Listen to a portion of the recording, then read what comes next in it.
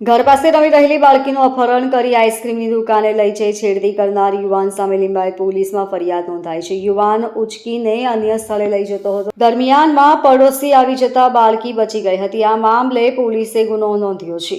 Police સૂત્રો પાસેથી પ્રાપ્ત થતી માહિતી મુજબ લિંબાયતના મારુતિનગર વિસ્તારમાં રહેતી શ્રમજીવી પરિવારની 5 વર્ષ 9 માસની બાળકી તારીખ 19મીની રાત્રે 8:01 વાગ્યાના અરસામાં તેના ઘર પાસે રમી રહી હતી. ત્યારે એક યુવક આવ્યો હતો અને બાળકીનું મોઢું દબાવી નજીકમાં આવેલી દુકાન પર લઈ ગયો હતો, જ્યાં બાળકીને ચોકલેટ આપ્યા બાદ એક આઈસ્ક્રીમની દુકાન પર લઈ ગયો હતો. તો દુકાન પાસે ખુરશી પર બાળકીને બેસાડી આઈસ્ક્રીમ ખવડાવ્યા બાદ તેની સાથે શારીરિક અડપલા કર્યા હતા. ત્યારબાદ બાળકીને ઉચકીને લઈ જતો હતો, ત્યારે જ તેની પડોશી મહિલા ત્યાંથી પસાર થઈ હતી. તેણે બાળકીને અજાણ્યા યુવકના હાથમાં જોતા પોતાની પાસે બોલાવી લેતા યુવકે કાલે આવજે એમ કહી ચાલ્યો ગયો હતો.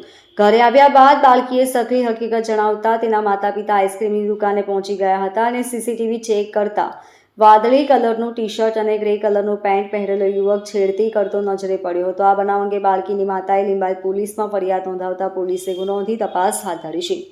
Bureau report LK star news, Surat.